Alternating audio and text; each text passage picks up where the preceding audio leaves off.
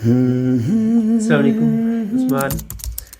Pen से related एक series शुरू की है ताकि ये इन्फॉर्मेशन कि हमारे पास जो मेडिसिन जो कोई भी हर्बल प्रोडक्ट्स इस्तेमाल कर रहे हैं या कोई भी ऐसे सब्सटेंसेस इस्तेमाल कर रहे हैं जो बॉडी के अंदर जाके कुछ चेंजेस लेके आ रहे हैं और उस वजह से पेन हो रहा है साइड इफ़ेक्ट के तौर पे, यानी कि नहीं चाहते कि वो पेन हो लेकिन वो हो रहा है।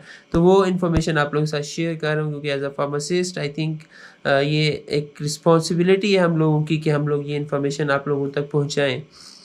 ये अब हम लोग की एपिसोड 12 है और इसके अंदर हम लोग शेयर कर लेंगे इन्फॉर्मेशन जो पेन से रिलेटेड है और जो कुछ सब्सटेंसेस जैसे नशा आवर अद्वियात या अल्कोहल के नतीजे में इस्तेमाल करने के नतीजे में और फिर उनको छोड़ने के दौरान ये पेन हो सकता है, वो मैं आप लोगों के साथ शेयर कर लूँगा।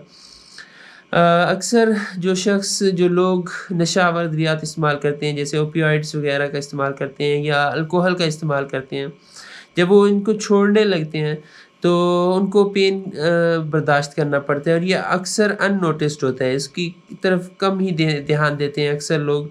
और ये पेन हो सकता है, मसल्स का पेन हो सकता है, हेडेक हो सकता है, सर का दर्द हो सकता है जब कोई भी शख्स ये नशा आवर या अल्कोहल वगैरह छोड़ने लगते हैं तो मसल पेन या हेडेक वो इसलिए कि जब कोई शख्स ये नशा आवर या अल्कोहल इस्तेमाल करने लगता है तो उसकी बॉडी इनकी आदी होना शुरू हो जाती है और इस वजह से एक अजीब-सा डिफरेंट किस्म की कंडीशन क्रिएट हो जाती है और जब छोड़ते हैं तो बॉडी का ये बैलेंस ख़राब हो जाता है क्योंकि बॉडी उसके हिसाब से अपने आप को डेवलप कर चुकी होती है, तो जब छोड़ने लगते हैं इसे तो विथड्रॉवल के नतीजे में मसल पेन या हेडेक कॉज़ होता है।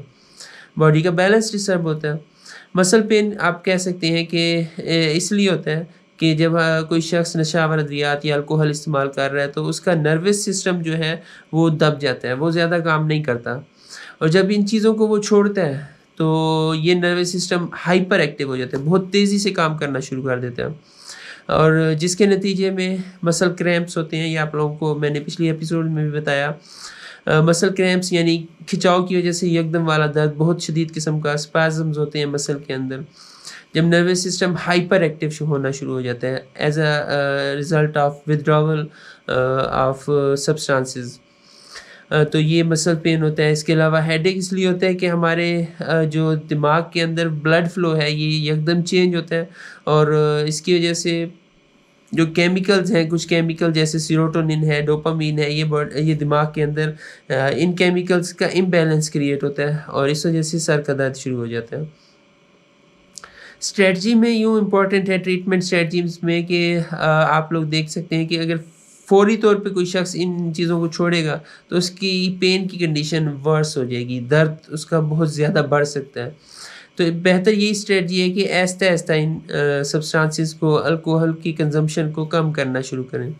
यूसेज पे डिपेंड करता है। कम यूज़ करते हैं तो डेज़ में कुछ डेज़ लगाएँ, आहिस्ता-आहिस्ता डोज़ जो सब्सटेंस है, जो अल्कोहल है उसकी अमाउंट कम करना शुरू करें कंज़म्पशन उसकी, और बहुत ज़्यादा यूसेज है तो वीक्स तक जा सकते हैं, लेकिन आहिस्ता-आहिस्ता इन सब्सटेंसेस की जो यूसेज है उसे कम करें ताकि विथड्रॉवल सिम्पटम्स जो कि जिनमें मसल पेन और हेडेक भी इंक्लूडेड है, वो कम से कम हों। स्ट्रैटेजी ये है कि आहिस्ता-आहिस्ता इन चीज़ों को आप लोग अपनी कंज़म्पशन में कम करना शुरू करें। कोई भी प्रोफ़ेशनल डिटॉक्स प्लान का इस्तेमाल करना शुरू करें। डिटॉक्स यानी डिटॉक्सिफ़िकेशन यानी बॉडी से टॉक्सिन्स को रिमूव करना। प्रोफ़ेशनल डिटॉक्स प्लान में आप लोग इस्तेमाल कर सकते हैं किसी एक्सपर्ट की मौजूदगी में। मेडिकेशंस इस्तेमाल कर सकते हैं, मेडिसिन्स जो मसल पेन के आपके कंट्रोल करें। वो एक्सपर्ट आपको बताएगा क्योंकि ओवर द काउंटर बेहतर है कि ऐसी मेडिसिन शायद आप लोगों को ना मिलें, तो बेहतर है कि ना ही लें। या फिर अगर ओवर द काउंटर लेना है तो कुछ एनसेड्स मिलती हैं जैसे पैरासिटामोल वगैरह, वो आप लोग इस्तेमाल कर सकते हैं सर के दर्द के लिए। इसके अलावा कुछ न्यूट्रिशनल थेरेपी स्टार्ट कर सकते हैं आप लोग एक्सपर्ट्स के साथ मिलके, क्योंकि सब्सटेंसेस के यूज़ के बाद, नशावर दवाइयों के यूज़ के बाद न्यूट्रिशनल इम्बैलेंस भी डेवलप हो जाता है बॉडी के अंदर, तो उसको भी पूरा करना ज़रूरी है। और इसके अलावा इमोशनल सपोर्ट आप लोग ले सकते हैं। इमोशनल सपोर्ट इस तरह के आप लोग किसी अच्छे एक्सपर्ट के साथ बैठ के काउंसलिंग करवा सकते हैं, वो आपकी काउंसलिंग करेगा, आपकी जो टेंशन वगैरह है, जो स्ट्रेस वगैरह वो रिलीव होगा उनकी बातों के साथ। अगर घर के अंदर आप लोग विथड्रॉवल सिम्पटम से फ़ाइट करना चाह रहे हैं तो विथड्रॉवल सिम्पटम जो कि मसल पेन और हेडेक जिसमें है, तो उसमें आप लोग यूँ कर सकते हैं कि गर्म पानी और में एप्सम साल्ट जो मैग्नीशियम सल्फेट का नमक है, मादनी एक कुदरती मादनी नमक है और जिसको जलाबी नमक भी कहते हैं, उसका इस्तेमाल कर सकते हैं क्योंकि ये अच्छा पेन रिलीवर है और मसल्स को रिलैक्स भी करता है। तो इस वजह से ये एक चीज़ आप लोग कर सकते हैं कि गर्म पानी के साथ एप्सम साल्ट का इस्तेमाल करें।